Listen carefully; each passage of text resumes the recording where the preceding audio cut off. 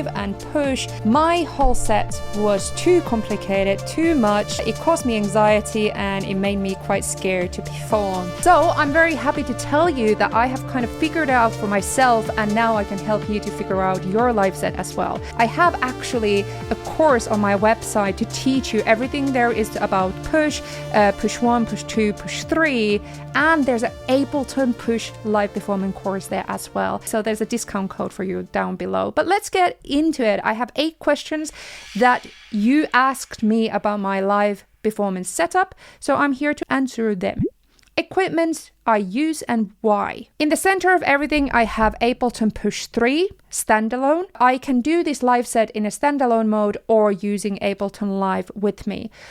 I also have Launch Control XL. I'm personally not a big fan that I need to go quickly between the tracks or different views in Ableton Push. So that's why I like that volumes, effects, and also EQs are here very easy to access. On the top of that, I have here a microphone. That is Shure KSM 8.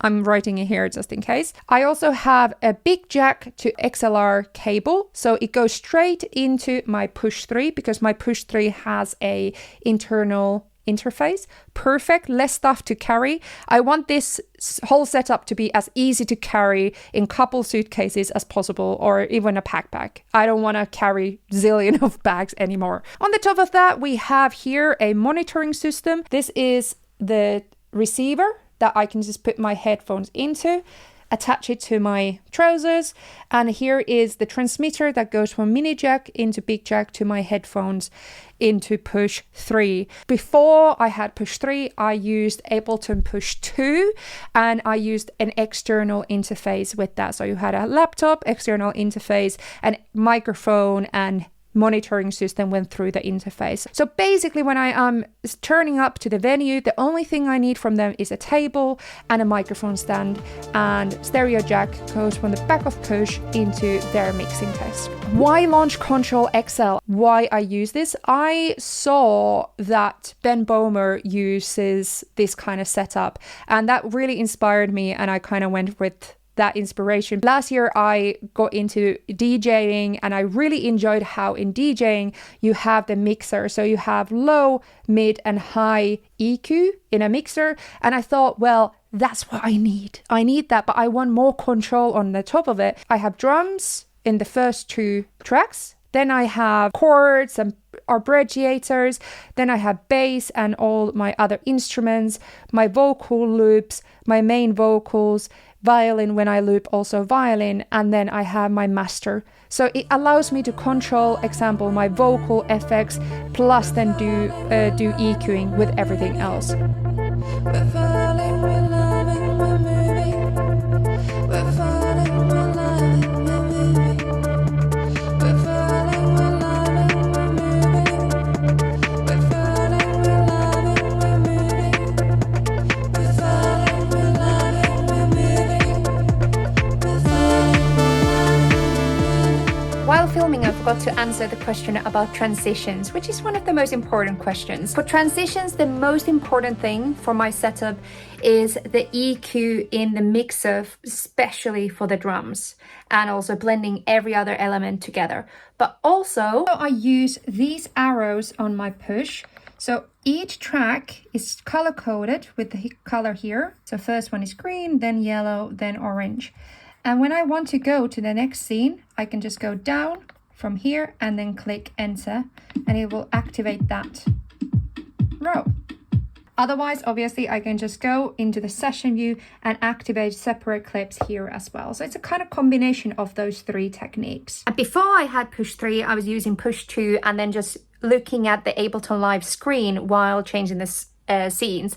So now obviously it's quite easy and simple because I can just see all the scenes here in and the clips in the Push 3 screen, but both works.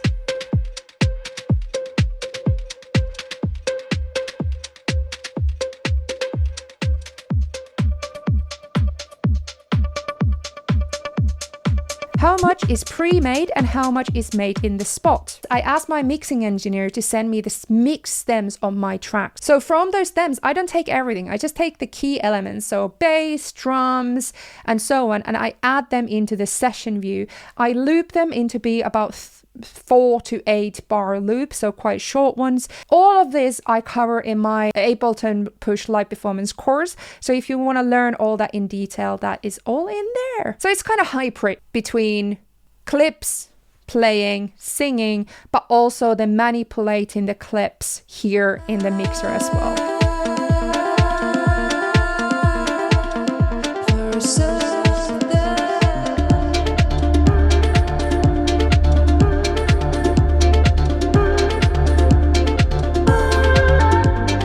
Live loop in performances. Yes, as I mentioned, I live loop this piano solo. I just actually finished filming this live performance, so go to my other artist channel where you can watch this whole live performance to reference of what I'm talking about in here. So example here, only thing I need to do is that I need to make sure that it's 16 bars. I click here to see the clip that I'm looping, and I make sure that the scale is correct. Another looping I do in this performance is I loop my vocals. So I have a group track here that is connected to this fader, some effects for it as well, and all I need to do is go here in the session view and make sure that the fixed length is 8 for this looping. I activate then one of the clips, start singing, activate another one, start singing, activate the third one, sing, and that creates a nice 3 loop series for me.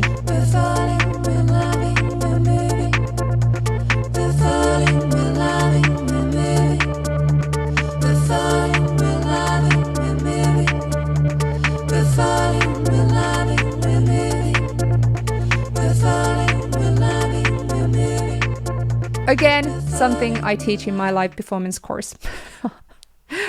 Just shameless plug. What instruments I use in the performance, and are they the same ones as in the original tracks?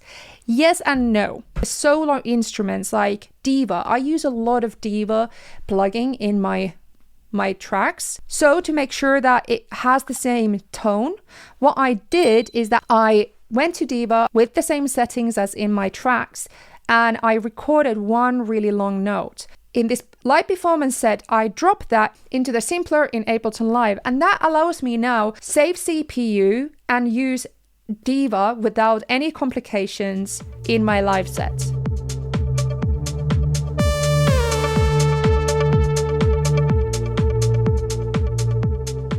How do you manage CPU usage on the stage? I don't use many big plugins. I don't use a lot of big effects or plugin effects especially, but on the top of that I use my laptop, which is separate from my main production computer. So here I have Mac Mini that I use, M1 Mac Mini that I use for all my productions, but for live performance I use my laptop that I try to keep as empty as possible. So it's really just for live performance and watching Netflix and so on.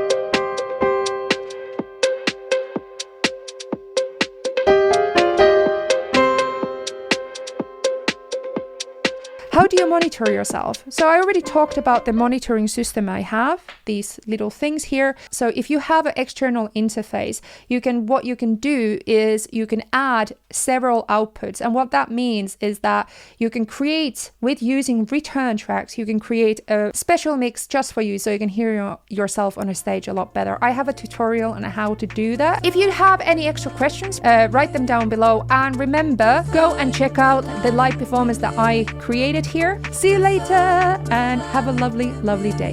Bye.